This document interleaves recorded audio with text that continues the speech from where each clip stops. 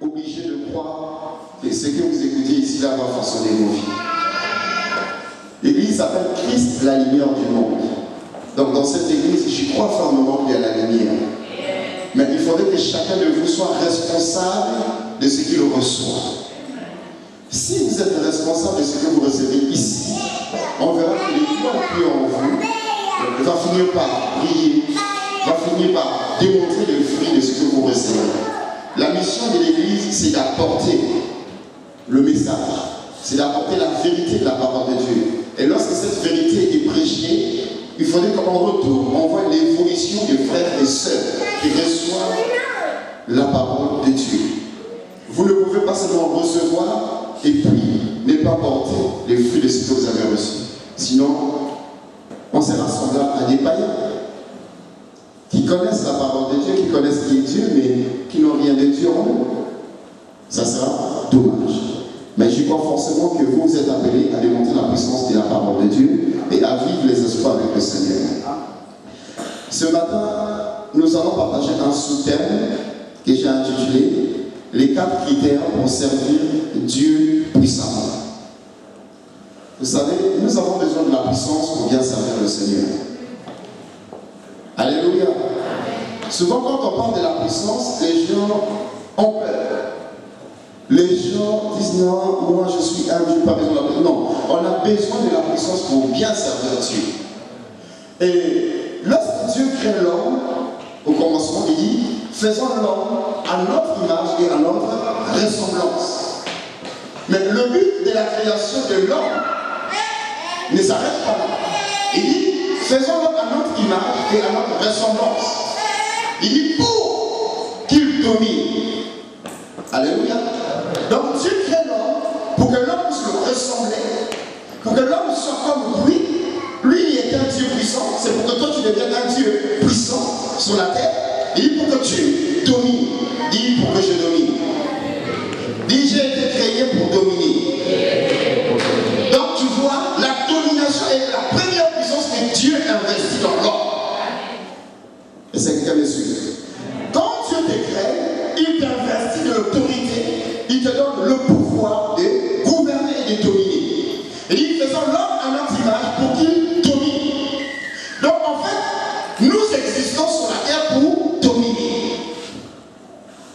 Dominer sur quoi? Une bonne question. Et il dit pour qu'il domine sur tout ce que Dieu a créé. Alors tout ce qui est le contraire de Dieu, toi tu as le pouvoir de dominer. Lorsqu'on te présente devant toi un sorcier, tu dois savoir que toi tu as le pouvoir de... On va prêcher ensemble. Quand on te présente le chômage, tu dois savoir automatiquement que tu as le pouvoir de... Quand on te présente le célibat, tu as le pouvoir de... Quand on te présente la maladie, tu as le pouvoir de... Et c'est quelqu'un de suite. Il dit, faisons l'homme à notre image et à notre ressemblance pour qu'il domine. En fait, l'homme a été créé pour dominer. L'homme, lorsque Dieu le crée, il investit de cette autorité. Mais qu'est-ce qui se passe aujourd'hui? L'Église a besoin d'avoir la puissance lorsqu'il parle de Dieu. Les chrétiens ont besoin de démontrer la puissance de la parole de Dieu. Écoutez les amis, Jésus-Christ lui-même, aujourd'hui on va prendre beaucoup d'exemples sur Jésus. Lorsqu'il prêche la parole de Dieu, pour que les gens soient convaincus qu'il vient de Dieu, il démontre les miracles. S'il n'y avait pas les miracles, les gens n'allaient pas le suivre. Et c'est quelqu'un le suit. Avant Jésus-Christ, il y a eu des hommes qui étaient déjà là, qui parlaient de Dieu, qui ont écouté les enseignements de Moïse, et ils étaient sur le fondement de la loi, ils enseignaient. Prenons l'exemple de Gamaliel. La Bible dit que c'est un grand enseignant. Il a formé, il parle bien de la part de Dieu. Et quand Jésus-Christ arrive, il tombe dans un camp là où il y a les docteurs de la loi, les Nicodèmes. Mais on distingue en lui, dans le langage de Jésus-Christ, il y a une part de puissance qui traîne dans cette écriture. Pour que ta parole soit véritable, il faut qu'il y ait les graines de puissance, de domination. Et c'est quelqu'un de suite. On sent dans le langage de Jésus-Christ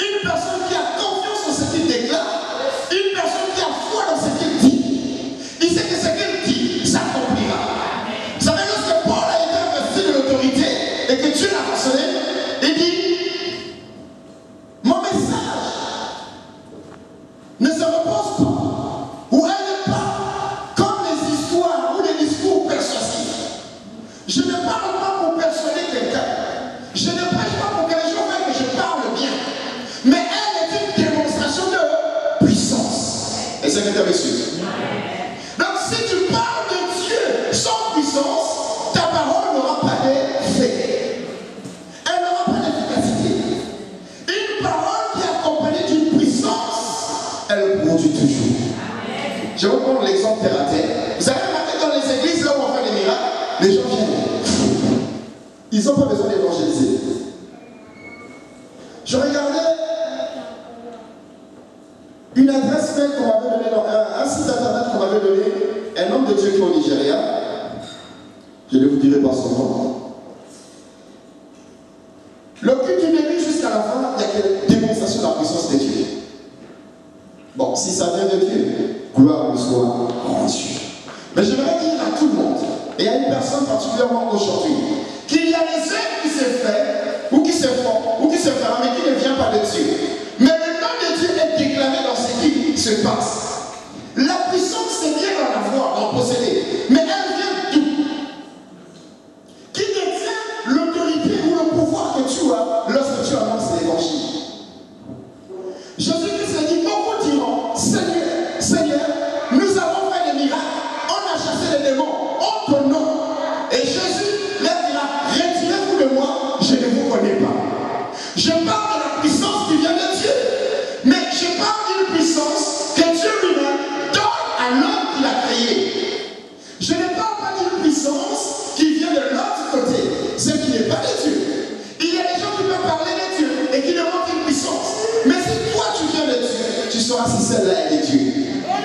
La Bible dit une chose, tout ce qui vient de Dieu, à travers leur vie, c'est-à-dire à travers ce qu'ils dégagent, ce qu'ils vivent, à travers ce qu'ils font, à travers ce qu'ils feront, permet à ce que celui qui vient de Dieu puisse savoir que celle-là, celui-là, ce qu'il fait, c'est de Dieu. Alléluia. Alors quand on parle de la puissance, aujourd'hui beaucoup de hommes, ils se sont sentis impuissants dans l'évangile, ils sont obligés d'avoir des liens avec le monde des ténèbres pour démontrer à l'église qu'ils ont la puissance qui vient de Dieu. Non, je ne parle pas de cette puissance. Je parle de la puissance véritable de Dieu. Dans ces quatre critères qui nous permettent de servir Dieu puissamment, le premier critère, j'ai intitulé la crainte de Dieu. Il n'y a pas un plus grand secret pour être un homme puissant lorsqu'on craint Dieu. On peut t'appeler grand homme de Dieu, on peut t'appeler bishop, archibishop, évêque, mais si tu n'as pas la crainte de Dieu en toi, tu n'es que rien devant Dieu. Mais lorsque nous avons la crainte de Dieu, il y a une puissance qui nous suit, puisque la Bible dit, la crainte de l'Éternel, c'est le commencement de la sagesse. Or, la sagesse entraîne à la maturité, et la maturité entraîne à l'élévation entraîne à la fidélité, et la fidélité entraîne à la perfection entraîne à la vie éternelle. Une personne qui craint Dieu vit une vie de communion avec le Seigneur. Lorsque tu as la crainte de Dieu, tu es dans la communion, dans l'alliance avec le Seigneur. Donc la première des choses pour voir et pour comprendre la puissance qui se manifeste pour toi, tu vas voir en toi-même la vie qui te pousse à craindre Dieu totalement.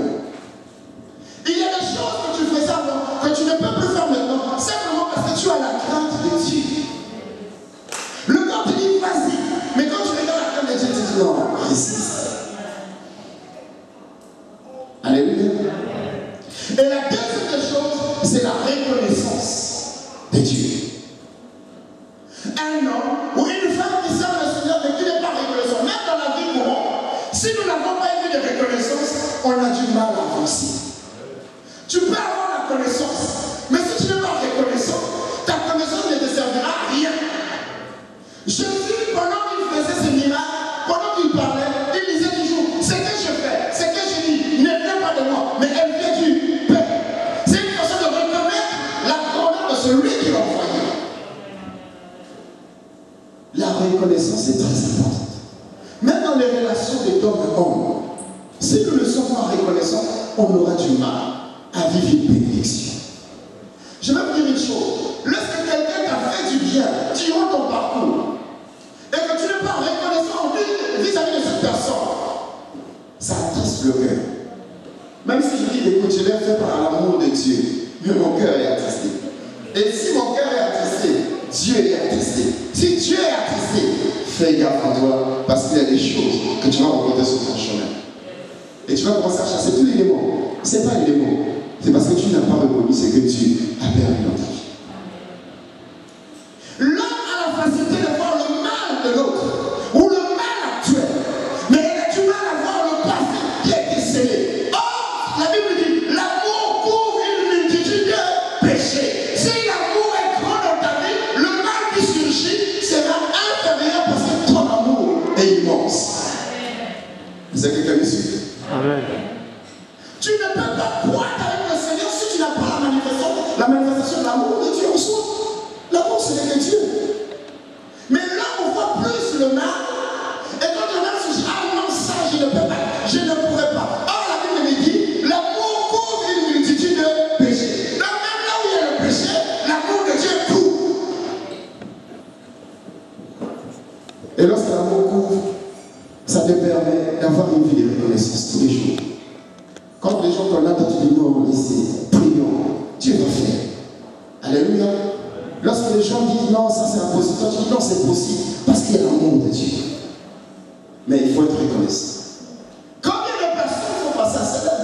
Et combien de personnes sont reconnaissantes à Célèbre? Combien? Aujourd'hui, je pense qu'on devait quand même avoir des places ici. Non, on ne devait pas avoir des places ici. Mais parce qu'il y a peu de gens qui sont reconnaissants dans la vie. Je vais te dire une chose. Même si tu n'es pas reconnaissant dans la vie et que tu prospères, fais extrêmement attention. Parce que le jour que ta chute arrivera, ça sera compliqué. Amen. Amen.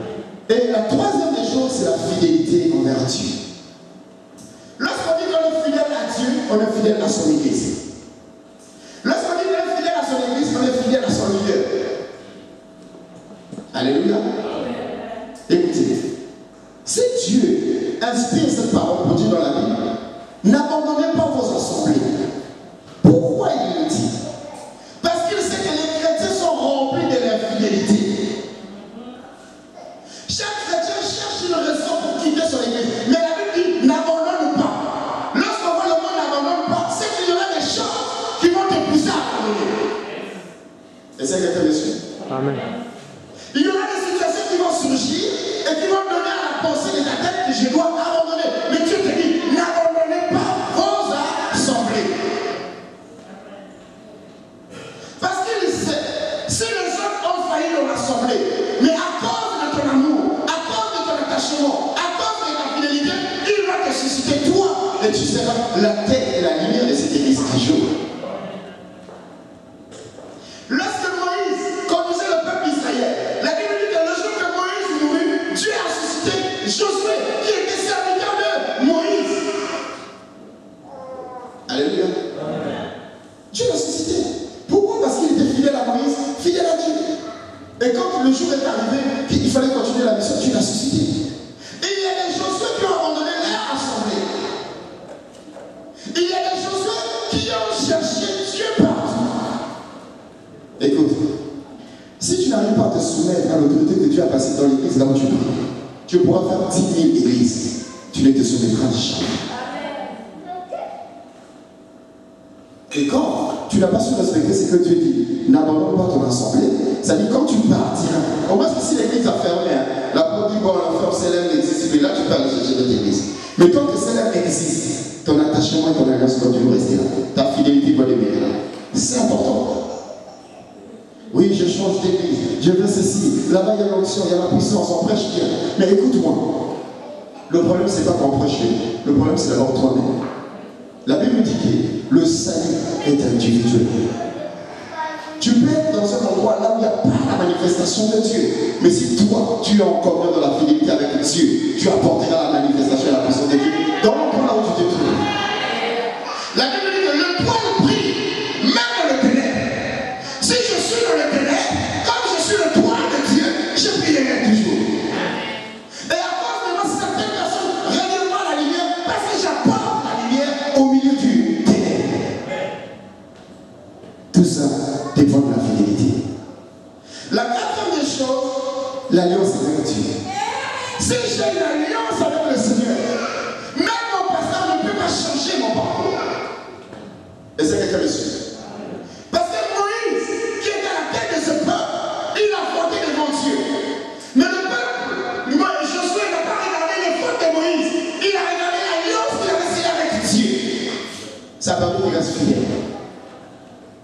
Et vous allez voir que dans les parcours de chaque homme de Dieu, les serviteurs qui ont scellé l'alliance avec Dieu, ils sont restés fidèles à Dieu. As-tu une alliance avec le Seigneur? Je ne sais pas. Tu as la réponse. On va lire rapidement un verset biblique. On va voir un peu Jésus, comment il a manifesté la puissance de Dieu avec lui. Luc 17, le verset 11 à 19. Luc chapitre 17, le verset 11 à 19. Je lis la parole du Seigneur. Au cours de son voyage vers Jérusalem, Jésus passait entre la Samarie et la Galilée. Comme il entrait dans un village, 10 lépreux vinrent à sa rencontre et se tenaient à distance.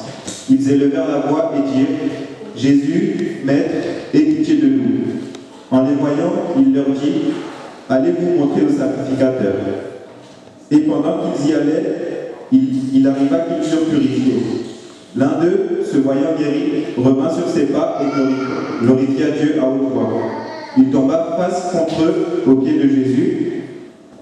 Il tomba face contre terre au pied de Jésus et lui rendit grâce. C'était un Samaritain.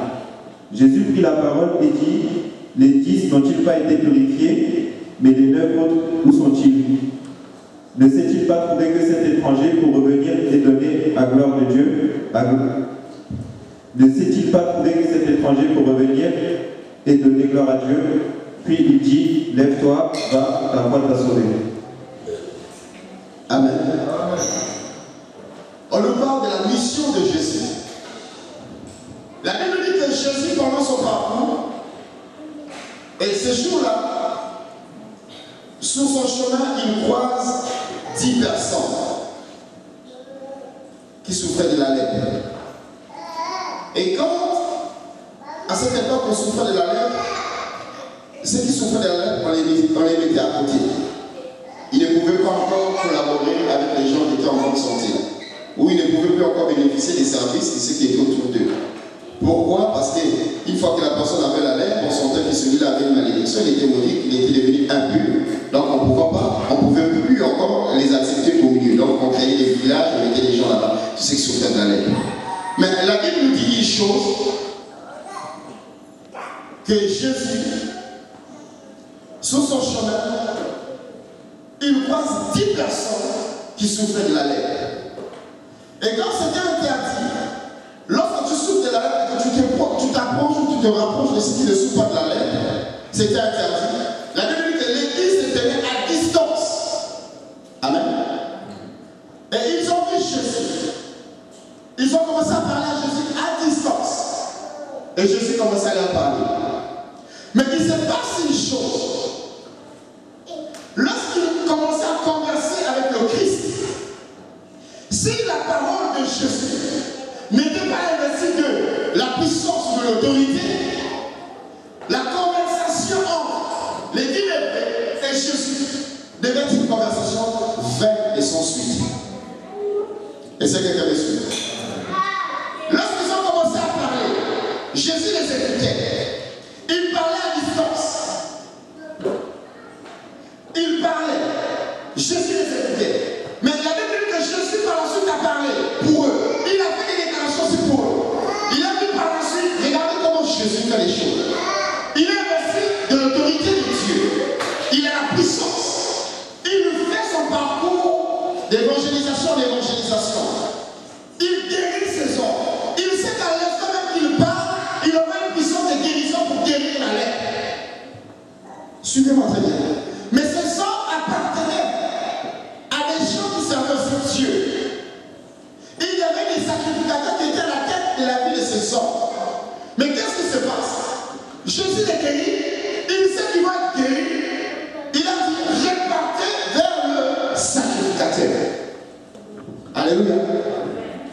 Même si vous avez été rejeté et que vous m'avez rencontré sur le chemin, mais à cause de leur prière, à cause de leur enseignement, à cause de ce qu'ils ont apporté dans votre vie, répartez leur voix.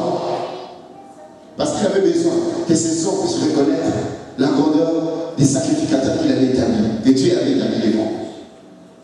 Mais une chose qui se passe, lorsque Jésus leur demande de repartir dans le sacrificateur,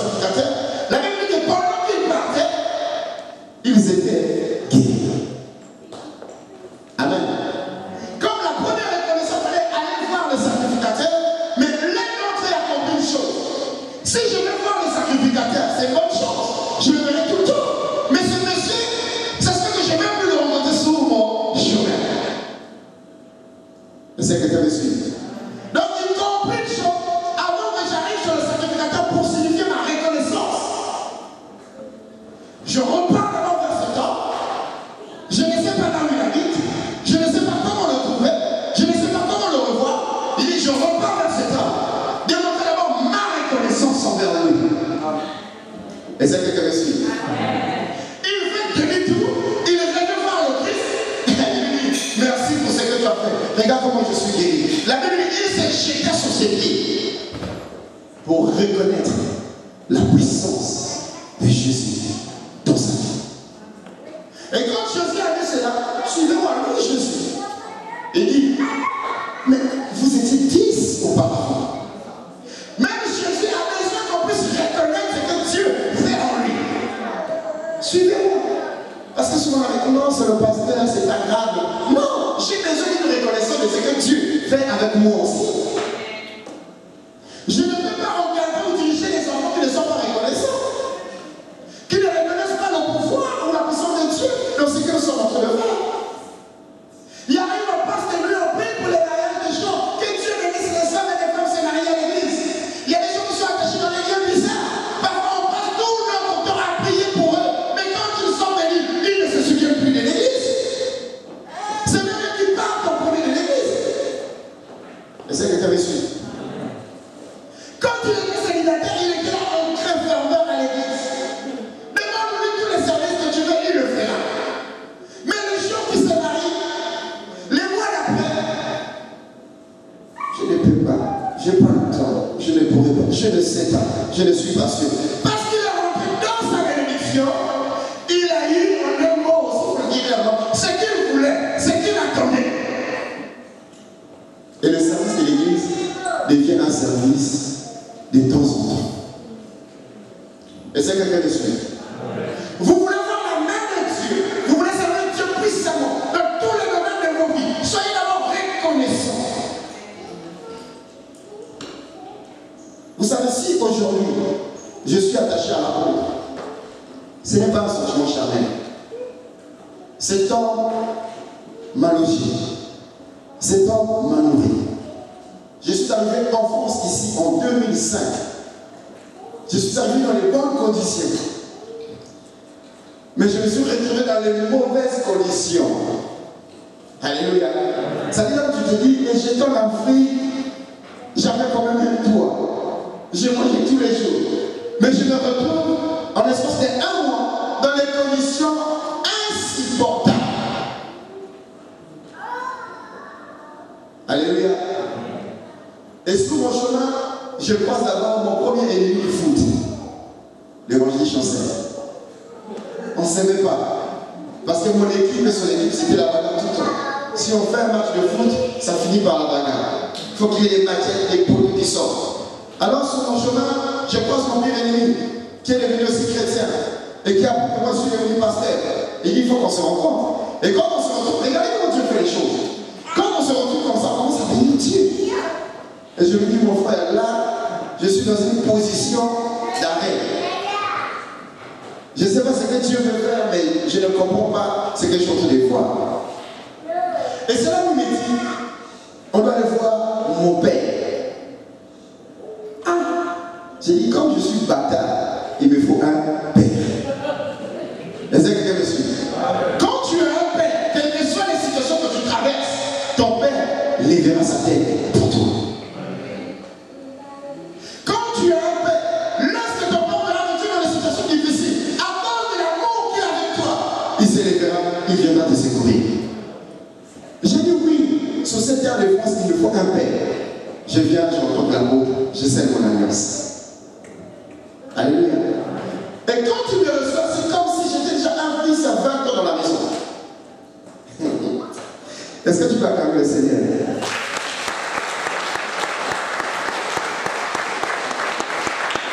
Ce ne sont pas des flatteries, ce que je dis. Ce que je dis, c'est authentique et vrai. Je ne sais pas ce que je peux te donner en signe de reconnaissance.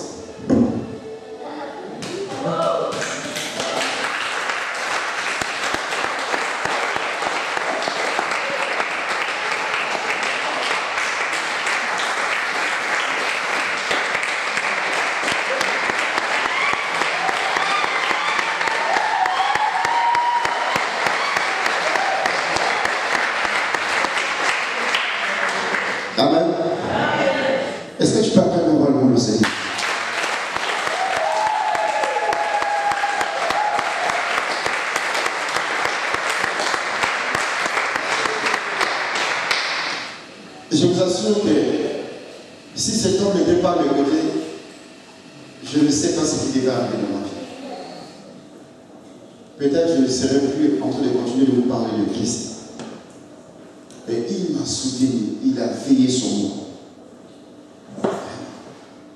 Je vous dis, s'il y a un fils qui a bénéficié de ces grâces, je pourrais dire que je suis le premier. Parce que jusqu'au point de contact, je suis toujours attaché à lui, jusqu'aujourd'hui. Quiconque me côtoie connaît que mon père, c'est la faute lui. Et je reste fidèle à cette alliance. Qu'il pleut, qu'il neige, qu'il s'éclantille, qu'il s'écrase, je reste fidèle à mon alliance. Alléluia. Et vous voyez, suite à cet attachement, il a fait un suivi. Jusqu'à ce que je devienne ce que je suis aujourd'hui. Alléluia. Un suivi. C'était pas facile. Difficile. Oui, ce matin, mon âge me donne de l'argent de poche et tout cela, fils, tiens, c'est pour toi. Vous savez, quand Dieu veut briser certaines choses dans nos vies, il nous conduit dans des situations compliquées. Amen. Mon frère Charles, il peut témoigner. Au pays, on n'a jamais vécu des situations compliquées. On sortait de haut, on fait tout ce qu'on fait. Mais quand Dieu nous appelle, si tu n'as pas encore brisé, mais il finira par te briser un jour. Et quand le Seigneur est en train de me briser sur ses mains, et le moment où je rentre, je prie, je pleure. Mais mes pleurs là, c'est ça que je me dis, Seigneur, pourquoi il faut passer sur un chemin comme ça? Il dit, c'est là que j'ai choisi, il faut que tu passes. Et là, vous me voyez là, brisé. Alléluia. Et suite à ces brisements, je suis reconnaissant totalement à la main. Donc, je dis totalement. Je n'ai pas à ajouter au quoi, non, totalement. Il peut m'appeler à n'importe quelle heure. Il peut me dire, j'ai besoin de tel jour à Paris. Je ferai de mon mieux possible d'être là. Parce que mon attachement, elle est faite et fidèle. Ça ne changera pas, même dans 40 ans. Je finirai si je vous dirai pas la même chose. Donc, vous voyez, ce sont venus reconnaître que moi je suis ce qu'il a fait. Une seule personne revient reconnaître. Bon, aujourd'hui, je ne sais pas si beaucoup sont venus sur la chaîne témoigner la reconnaissance. Mais aujourd'hui, je suis convaincu que je reconnais ce que lui, il a apporté pour moi. Ce qu'il continue à apporter jusqu'aujourd'hui. Et Jésus dit, mais les hommes ne sont-ils pas guéris? Vous êtes là, vous bénéficiez de ses services, vous bénéficiez de son attachement, de son amour, de tout ce qu'il peut donner comme énergie. Il y a des fois des hommes de Dieu abandonnent leur famille, ils subissent leur mari, leur femme, leurs enfants, pour s'attacher fidèlement à l'église. Et c'est quelqu'un de ça. Il y a des choses que nous bénéficions vis-à-vis de nos pères, que même les propres frères de leur famille ne peuvent pas bénéficier de cela. Pourquoi? Parce qu'ils ont compris une chose, que le peuple que Dieu leur a donné passe en priorité avant la famille. Jésus-Christ dit, ma famille, mon père, ma mère, ce sont ceux qui servent le Seigneur. Et c'est quelqu'un de suite. Lorsque je suis dans le Seigneur, ma famille et moi, c'est des gens qui sont dans le Seigneur. Mais ma famille vient après. S'ils sont dans le Seigneur, c'est ma famille. Et regardez un peu l'attachement de cet amour. Et les hommes ne sont pas. C'est guéri. Ils étaient guéris, mais ils n'ont pas eu l'instinct ou la pensée de venir reconnaître la puissance de Jésus.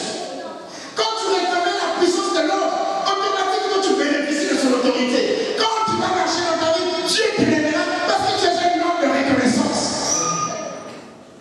Alléluia. La Bible dit, quand les hommes ont prié le monde entier qu'ils ne veuillent pas, ils ont comme une pensée que Dieu ne se souvient plus d'eux. Mais elle nous dit ceci, Dieu se souvient toujours de ses serviteurs. Même Dieu est reconnaissant de ce qu'il a établi lui-même. Comment voulez-vous vraiment vivre la puissance de Dieu dans vos vies? Vivre la grandeur de Dieu, témoigner les pactes de Dieu. Si quand Dieu vous bénit dans les petites choses, vous l'oubliez totalement. Tu ne peux pas dire que tu as abandonné un homme de Dieu, mais que tu aimes le Seigneur. C'est faux. Et c'est quelqu'un me suit. La Bible dit ceci. Jésus dit, vous m'avez donné à manger. J'ai eu soif, vous m'avez donné à boire. J'avais besoin de vêtements, vous m'avez donné les vêtements. Les gens me regardent et disent, mais cet homme c'est un menteur. Qui est toujours ici là, la déjà donné à manger? On ne le connaît pas. Mais il dit, quiconque, écoutez-moi très bien, quiconque a fait cela a le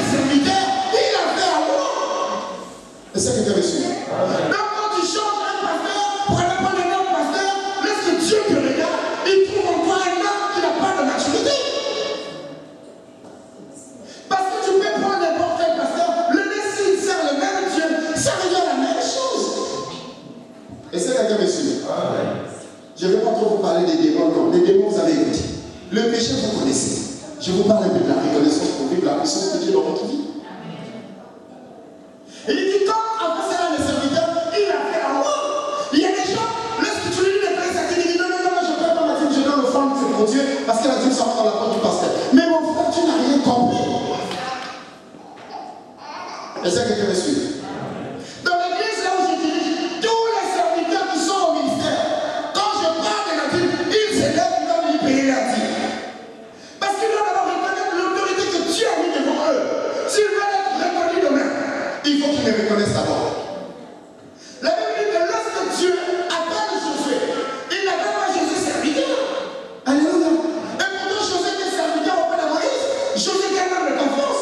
Mais lorsque Dieu le regarde, il ne l'appelle pas serviteur. Quand Dieu regarde le Seigneur, il ne regarde pas tous les serviteurs là-haut. Il regarde d'abord la petite qu'il a placée à l'église. Alléluia. Si aujourd'hui, j'appelle un évangéliste dans mon église ou un pasteur, je lui dis, toi tu es mon serviteur. Ah non. Il va pas loin. Il va pas loin. Moi je suis ton serviteur. Et surtout qu'aujourd'hui, tout le monde lit la Bible, tout le monde vient avec des révélations. Mais écoutez ce que Dieu dit à Josué. Il rappelle la mémoire de Josué. Il veut dire à Josué, sois d'abord reconnaissant. Je ne t'appelle pas serviteur, mais je dis, Josué, serviteur de Moïse. Moïse, serviteur de l'Éternel. Et c'est quelqu'un de suite. Il reconnaît et il fait reconnaître à Josué qu'il est d'abord serviteur de Moïse. Mais Moïse, il est serviteur de l'Éternel. Tu as envie de vivre les relations de Dieu dans ta vie. Sois reconnaissant. Toutes les personnes qui ont été reconnaissantes dans leur vie, Dieu les a récompensées. Joseph, dans la prison, suivez-moi. On vous a tellement parlé des démons de péché. Moi, je parle de la reconnaissance. Joseph dans la prison. La Bible dit que lorsqu'il commença à décortiquer les songes, à expliquer les songes, lorsqu'il commença à parler, à la fin, il dit une chose. Quand tu sortiras de la prison, il dit pas, souviens-toi de. Vous n'avez pas dit ça. Il dit, souviens-toi de. Je dis, qu'est-ce que tu as guéri les dix de peu? Lorsqu'il cette personne est revenue, il dit, mais les autres, non, tu n'as été guéri. Il déclare la reconnaissance. José déclare la reconnaissance. Jésus pendant son ministère, il dit, mon Père qui m'a envoyé, il reconnaît. Il faut que nous soyons une église qui sait reconnaître les choses de Dieu, les hommes de Dieu, le service de Dieu. Alléluia. Lorsque tu reconnais et que tu es un homme ou une femme qui reconnaît ce que Dieu fait dans ta vie, Dieu te bénira. C'est-à-dire, il n'y a pas seulement à reconnaître ce que Dieu fait. Même quand Dieu n'a pas fait, le fait que tu reconnais que Dieu, c'est celui qui m'a créé, qui m'a donné le souffle de vie. C'est une façon de reconnaître sa royauté.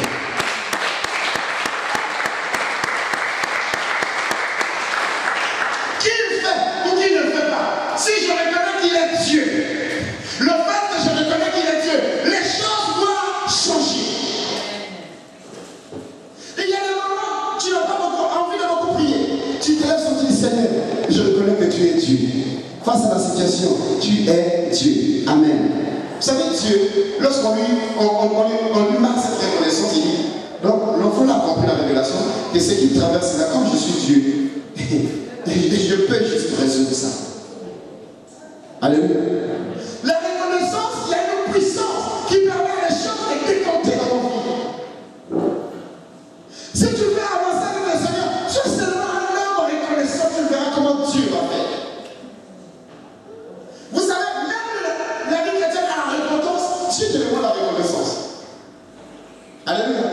Lorsque tu viens vers le Seigneur, il te dit, oh Père, j'ai péché. Il dit, non, c'est pas ça.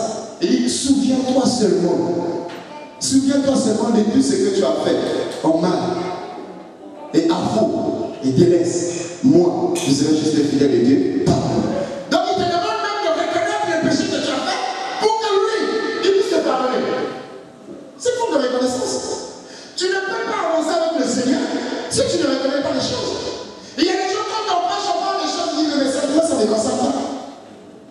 Mais il sait très bien que là, il y a des choses qui vont abandonner, qui doivent reconnaître que ça, c'est pas bon. La reconnaissance doit aller dans deux sens. Reconnaître le bien pour avancer, reconnaître le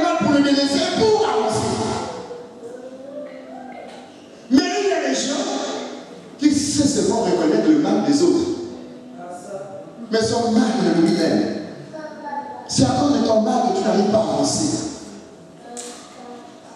Alléluia. Frère, sœur, lorsque vous êtes dans une église, et que l'église, c'est d'un corps et âme, pour faire tout ce qui est possible pour votre vie. Quand Dieu vous bénira, soyez des hommes et des femmes fidèles. Restez à l'attachement de Dieu. Et c'est quelqu'un de souffre. Quand tu étais dans la souffrance, tu avais un autre langage, tu étais un homme humble, doux, qui aimait le Seigneur, qui voulait avancer. Mais il faut que Dieu t'amène, le langage a changé. Tu deviens même la personne qui est capable de contradire toutes les télévisions et les prédications qui passent à l'église.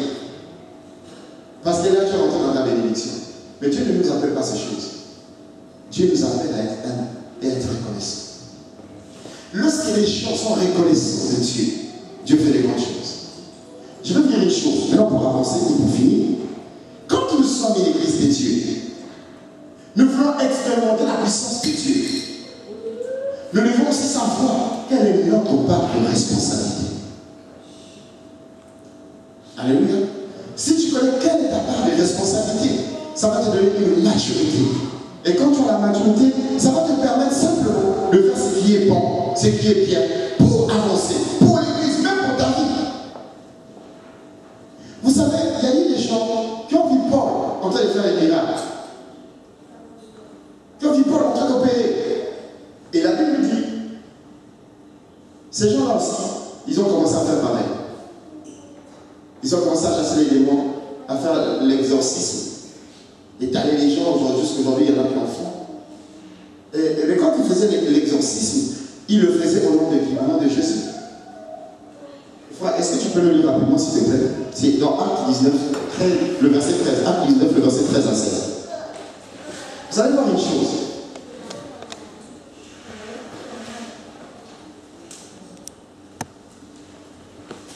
Je lis la parole du Seigneur. Non, on va saluer. Quelques exorcistes juifs ambulants entreprirent d'invoquer sur ceux qui avaient des esprits mauvais le nom du Seigneur Jésus en disant « Je vous adjure par Jésus, celui que Paul prêche. » Ceux qui agissaient ainsi étaient 7 fils d'un certain Séva, un des principaux sacrificateurs juifs. L'esprit mauvais leur répondit « Je connais Jésus et je sais qui est Paul, mais vous, qui êtes-vous » Et l'homme dans lequel était l'esprit mauvais s'élança sur eux, les maîtrisa les uns et les autres, avec une telle force qu'ils s'enfuirent de cette maison, nus et blessés. Amen. Écoutez, on prie Dieu, on parle de Dieu, on prêche l'évangile. Mais il y avait que les fils de ces sacrificateurs commençaient à chasser les démons au nom de Jésus. Suivez-moi très bien. Je veux dire une chose. Même le diable, lorsqu'on veut le chasser, il a besoin de reconnaître qui va le chasser. Et c'est quelqu'un de suivre. Quand tu pries pour ta situation a besoin de comprendre c'est qui prie pour que je quitte. Quand tu pries pour ta maladie a besoin de t'identifier toi pour reconnaître c'est qui prie, qui déclare ces choses pour que je parte. La Bible dit ces enfants, ces gens, ces personnes ont commencé à prier. Ils faisaient l'exorcisme. La Bible précise même, c'était des gens ambulants. Il y a des chrétiens qui sont ambulants. On a des chrétiens dans l'église qui ne sont pas stables, mais qui parlent de Jésus, qui prêchent Jésus, qui connaissent la parole de Dieu. Ici, on a dit que ces gens ont commencé à chasser les démons. Mon frère, sois sérieux avec Dieu. C'est-à-dire que si tu n'es pas sérieux avec Dieu, c'est Dieu lui-même qui va commencer à te frapper. La Bible dit maudit soit celui qui fait l'œuvre de Dieu avec négligence. C'est-à-dire que je peux être l'homme le plus dur et ferme dans l'œuvre de Dieu et se séparer de tout le monde mais être ami avec Dieu. Il dit qu'ils chassèrent les démons. Il dit comment les faire les comptes sortez. Il dit je vous conjure au nom de Jésus que Paul prêche. Regardez un peu. Il signe sa prière, sa déclaration sur le Dieu de Paul. Il y a des moments où il faut que toi dans ta vie, que ça ne devienne plus le Dieu de Paul, ça devienne ton Dieu à toi. La Bible dit allez partout dans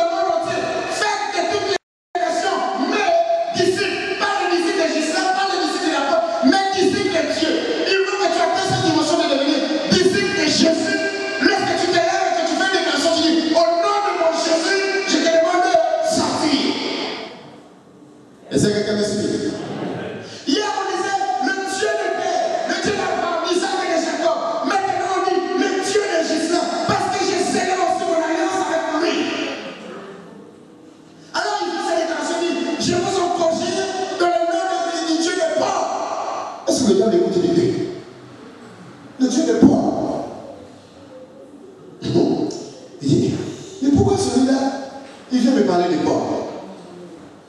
Alléluia.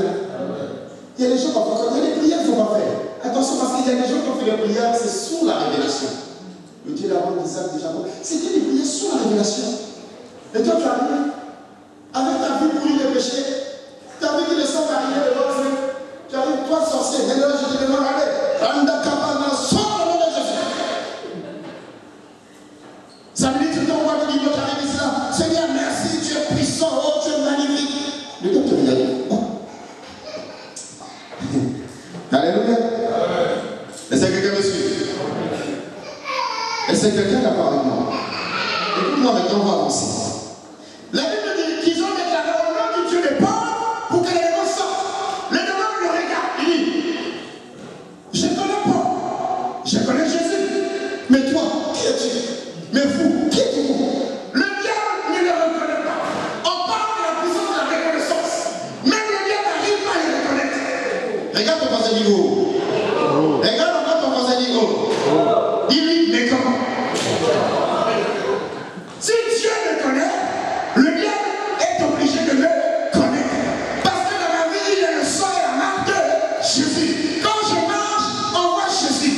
Quand je parle, on voit Jésus. Quand je me lève, on voit Jésus. Donc le diable est obligé de me reconnaître. Et c'est quelqu'un me suit.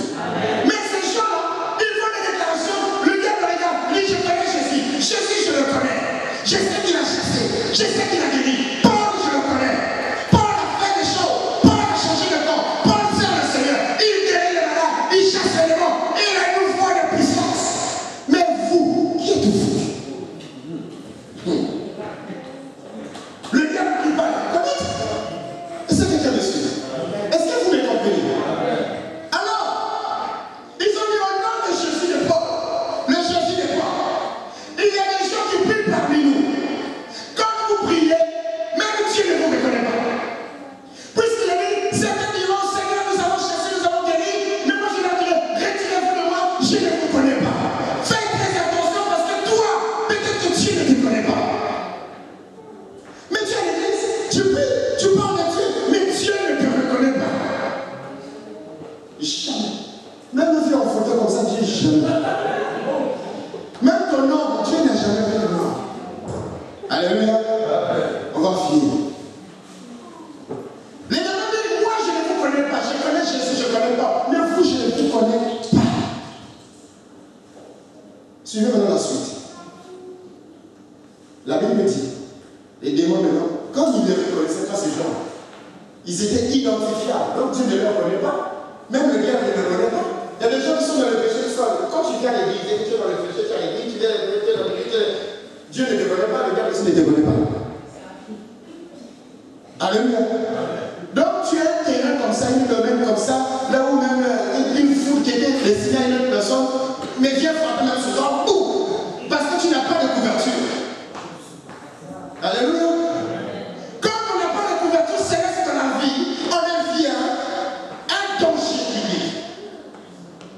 Oui, Jésus, sors. Le diable t'a dit, je vis dans le péché, tu veux venir chasser au nom de Jésus. Reste en vie là-bas. Les démons se sont énervés.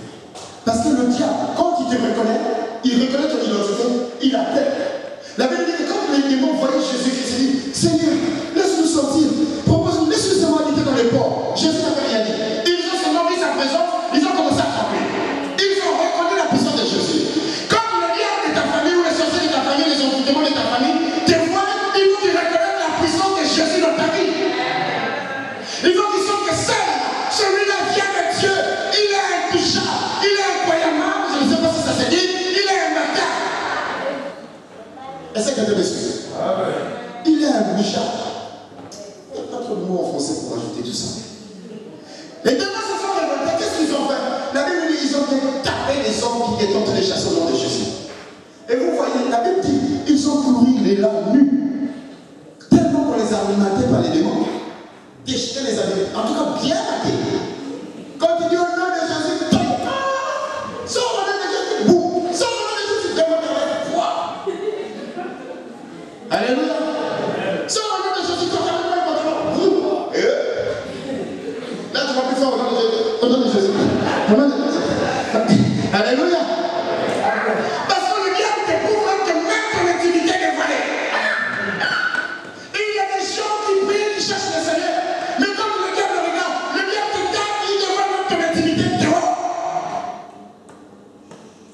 ce soit Dieu, mais c'est le diable qui est en train de te bousculer.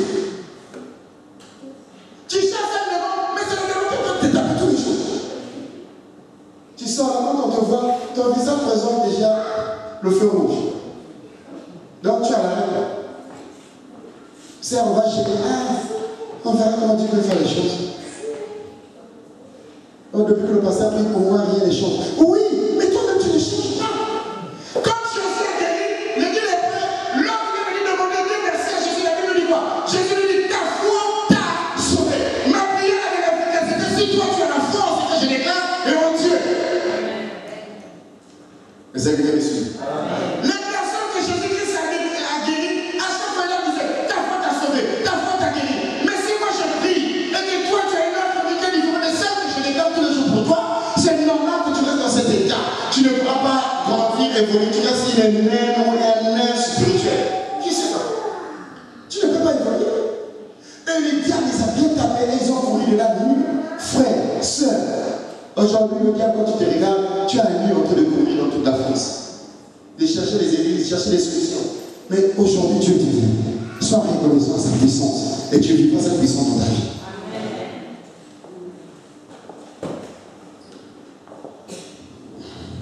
J'ai besoin de 2 personnes, s'il vous plaît, pour finir.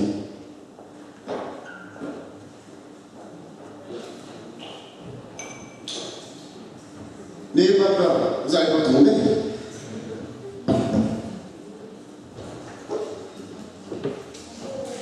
Est-ce qu'on peut acclamer le Seigneur?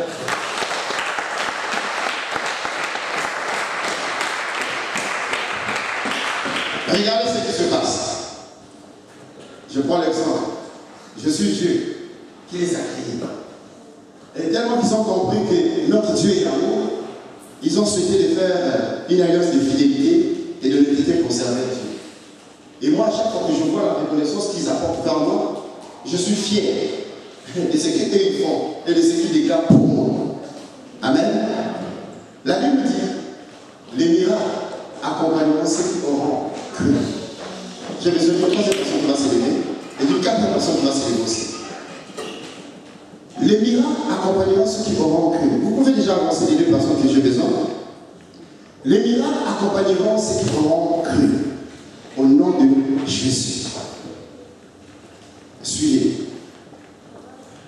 Alors, toi tu viens ici, mon frère. On inverse. Ma soeur, tu restes à côté de moi. Mais je n'ai pas dit que c'est le futur. Je dis que tu restes à côté. Amen.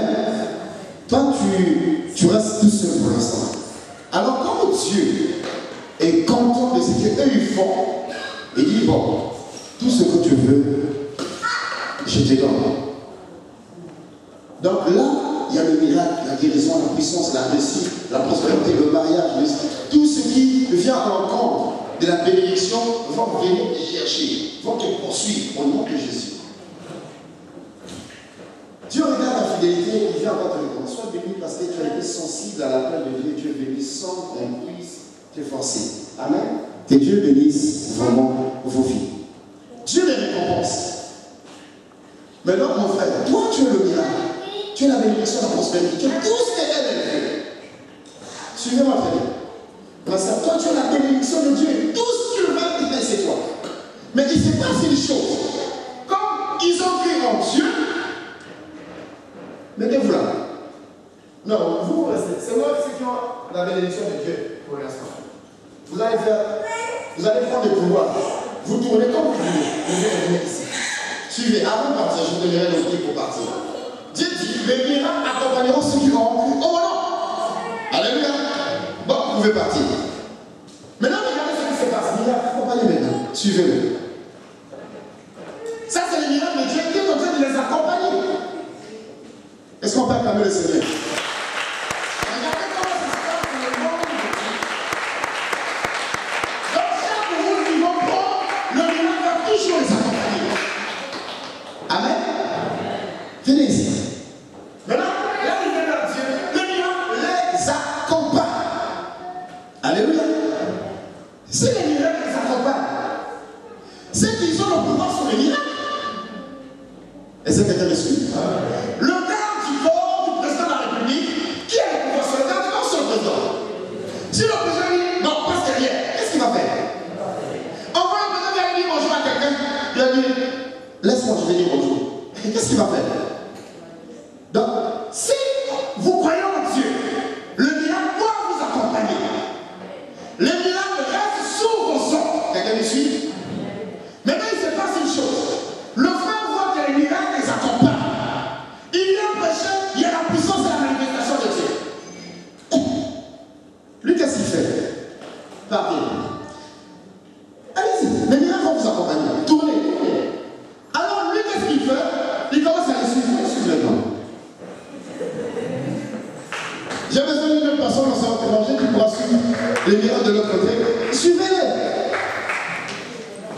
Une troisième personne de ce côté qui peut commencer à le suivre aussi.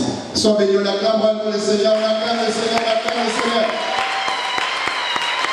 En tout cas, vous venez ici comme vous voulez. On continue à acclamer le Seigneur. C'est comme ça que ça se passe. Dieu déclare une parole et la parole suit la bénédiction de Dieu.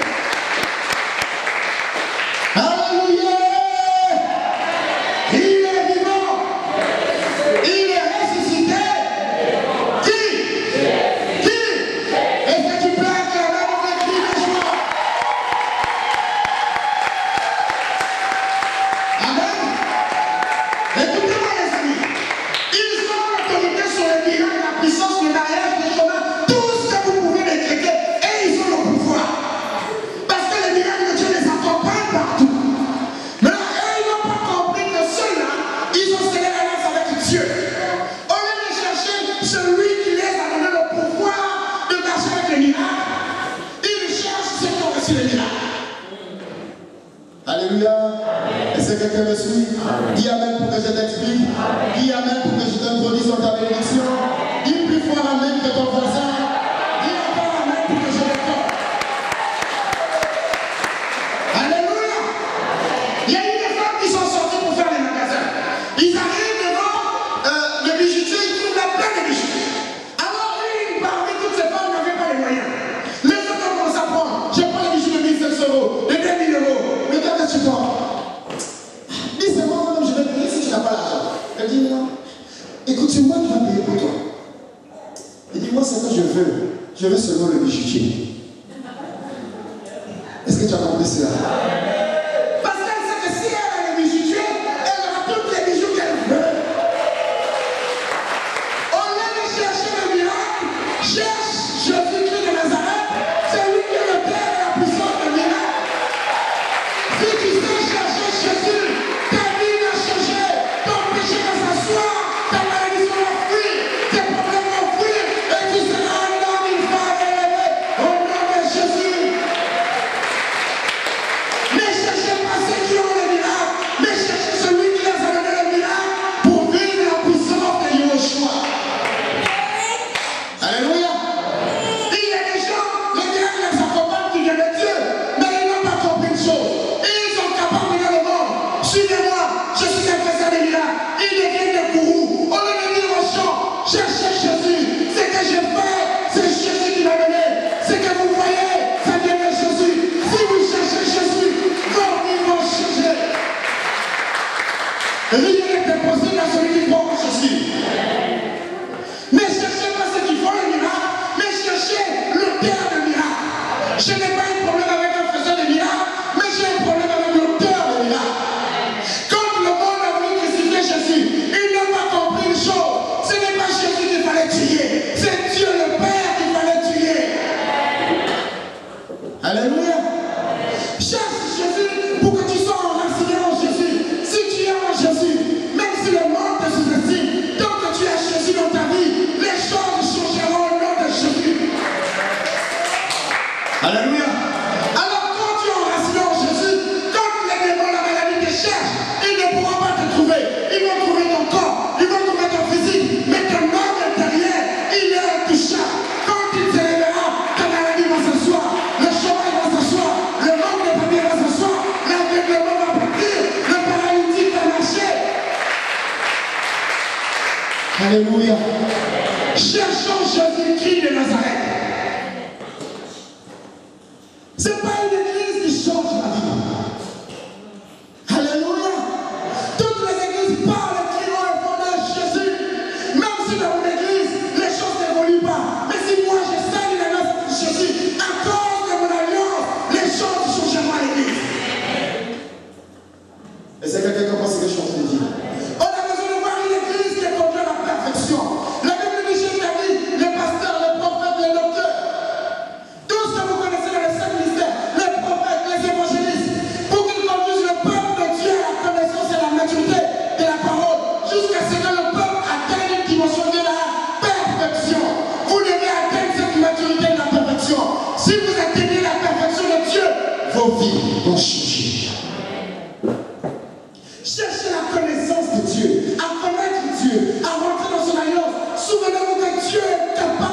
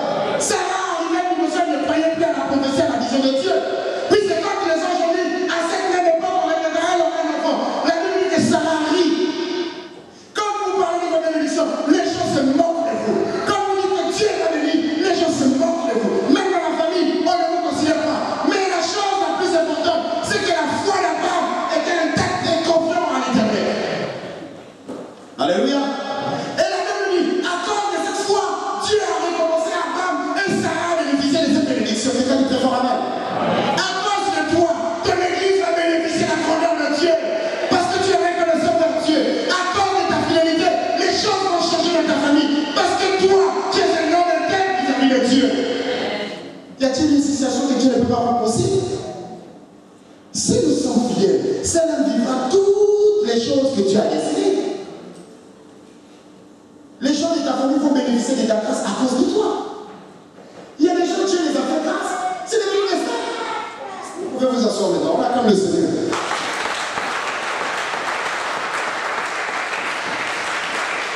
J'ai fini le message. Mais je vais simplement te dire une chose. Quand Dieu te bénit, il ne te bénit pas pour toi, mais il te bénit pour les autres.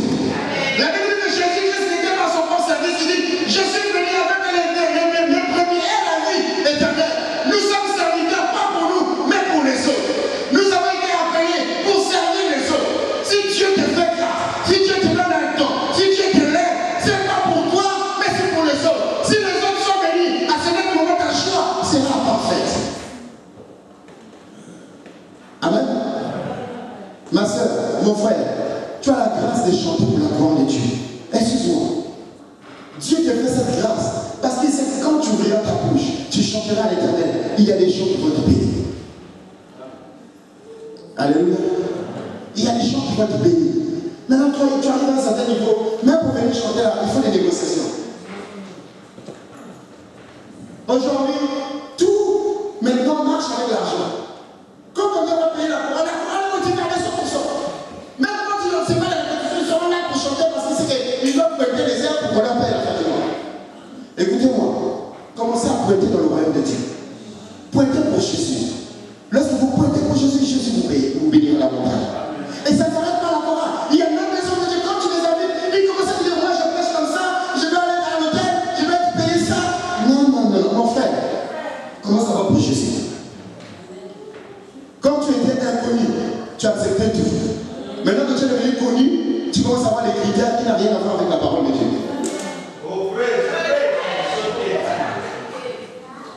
Je vais fermer la Bible. Alléluia. Quand tu étais inconnu, tu acceptais tout.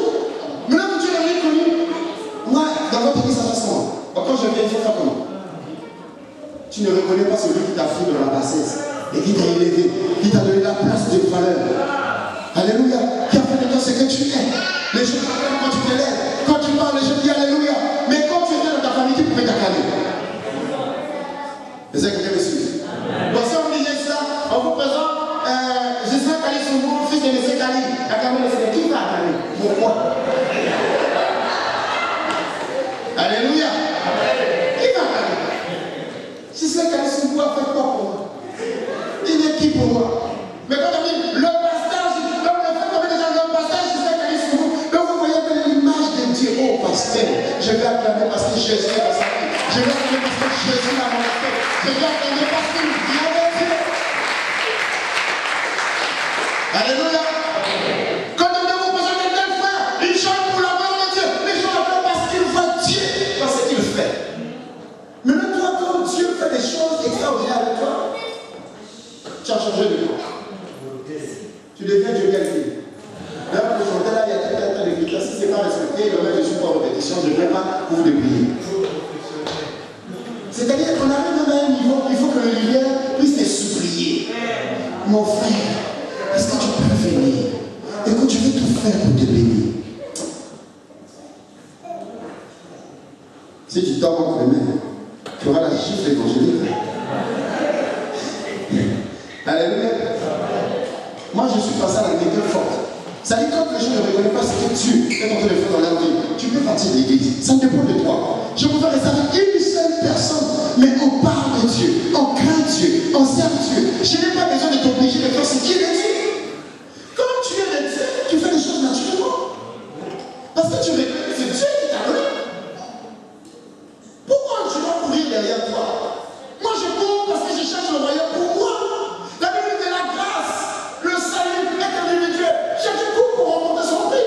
Je suis là pour t'écouter. Non, il ne faut pas les chanter. Oui. Mais quand ça rentre dans le nez, ça doit être naturel. Et c'est quelqu'un ici. Je prêche ici pour que vous soyez reconnaissants de Dieu. Je ne veux pas la vérité tous les jours. Soyez reconnaissants de Dieu. Je dis non. Vous avez écouté. Manifestez ce que vous avez écouté. Et vous allez vivre la parole de Dieu. Il n'y a pas un chemin plus facile dans ce monde pour réussir. C'est le chemin de Dieu. Si vous êtes dans le chemin de Dieu, vous réussirez dans tout ce que vous allez faire. La Bible dit que vous serez bénis en tout, même le fruit de vos entrailles seront bénis. Et Dieu ne demande rien en retour. Il demande seulement que tu sois fidèle, que tu donnes ton corps, ton âme, ton esprit, que tu acceptes totalement sa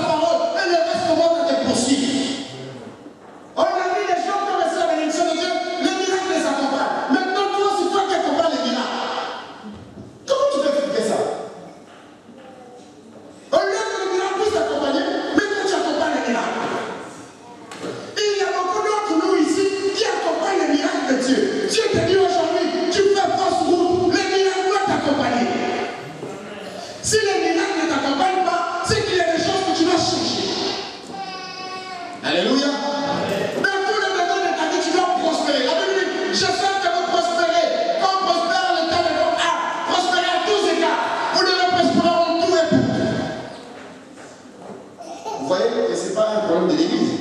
C'est un problème de la personne elle-même avec Dieu. Alléluia.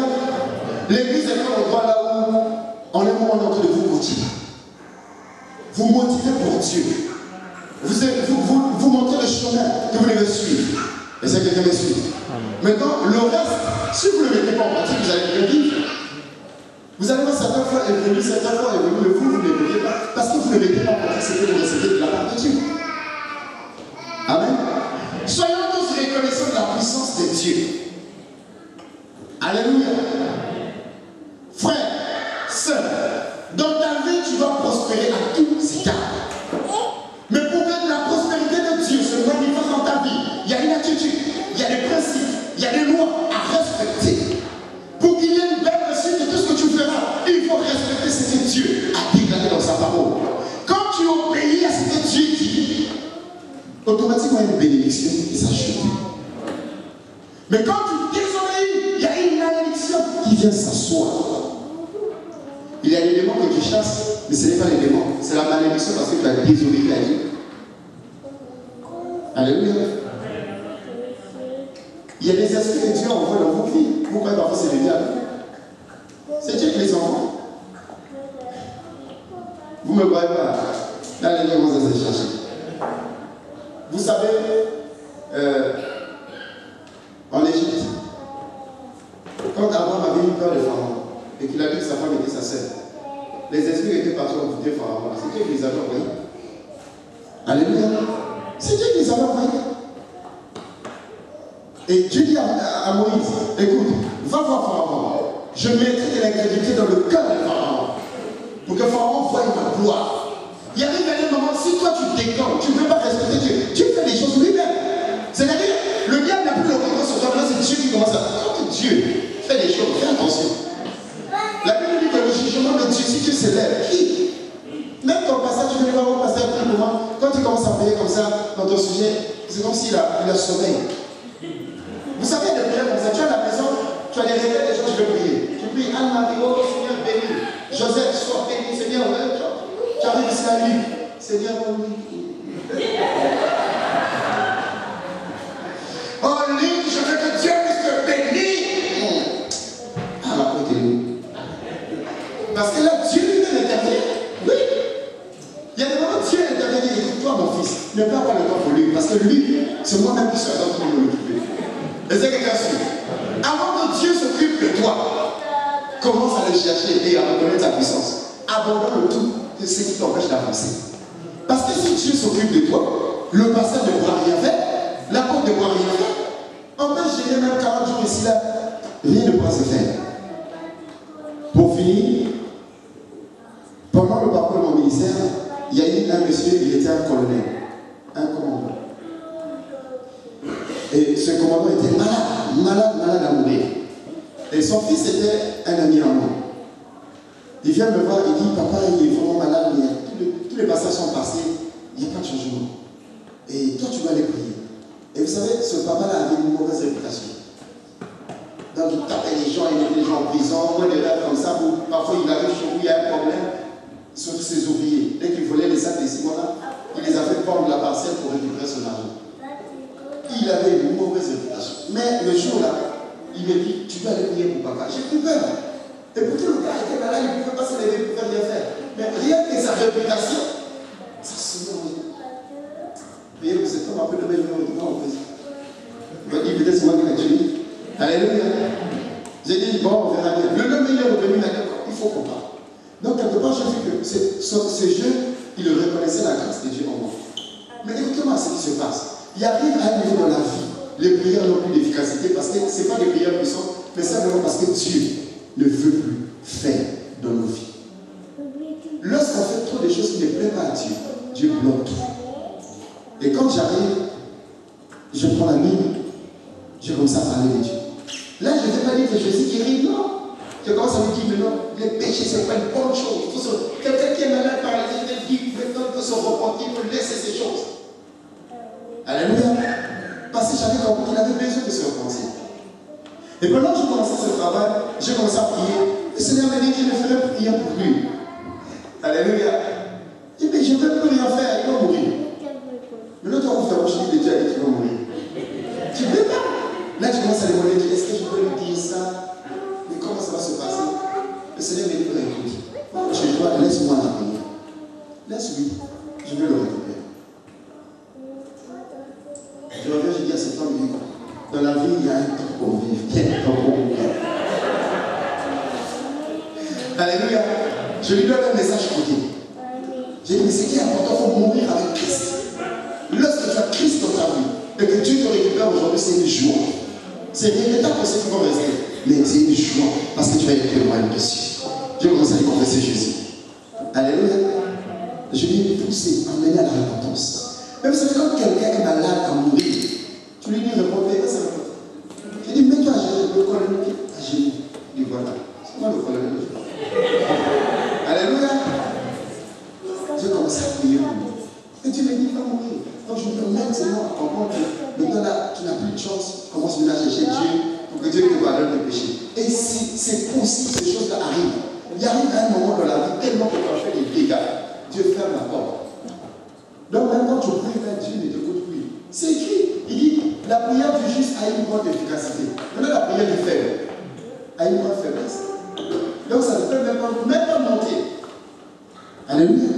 Mais si tu arrives à cette dimension dans ta vie, c'est regrettable parce qu'il y a des choses, il y a des gens qui ont seulement peur de nous, mais qui n'ont pas peur de Dieu. Et puis tu vas dire que tu as la crainte de Dieu, non? Quand tu reconnais ce que Dieu fait, non, c'est faux. Tu regardes là si la porte n'est pas là, on la connaît pas, je vais parler. Ah, il n'y a pas l'ancien, il n'y a pas le diable. Bon, si je parle dans tel secteur, il y a des boîtes de nuit là-bas, je risque de croiser Natacha. Mais là-bas, c'est un quartier. Un mémo, donc il faut contrôler la carte, il faut éviter de passer. Il y a des gens qui vivent dans des choses comme ça. En fait, vous ne manipulez personne, vous manipulez vous-même. Et c'est la question. Tu es le manipulateur de ta propre vie. Et tu manipules ta propre bénédiction. Moi, on ne me voit pas aller, tu pars. Et quand tu pars, tu dis une chose. La Bible dit, les yeux de l'Éternel sont en tout lieu, observant le juste et le méchant. Dieu te regarde. La même manière qu'il te regarde, il regarde aussi le méchant. Mais pourquoi il observe le juste et le méchant?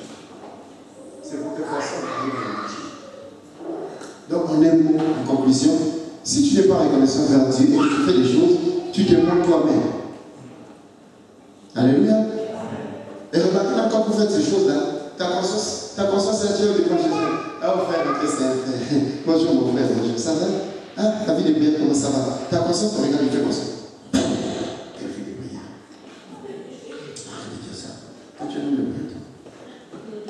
Alléluia.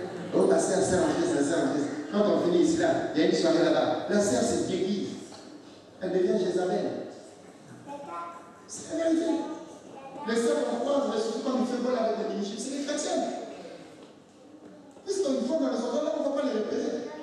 Mais vous êtes pas appelés à faire ces choses. Vous êtes appelés à suivre Dieu totalement. À reconnaître que les voies que tu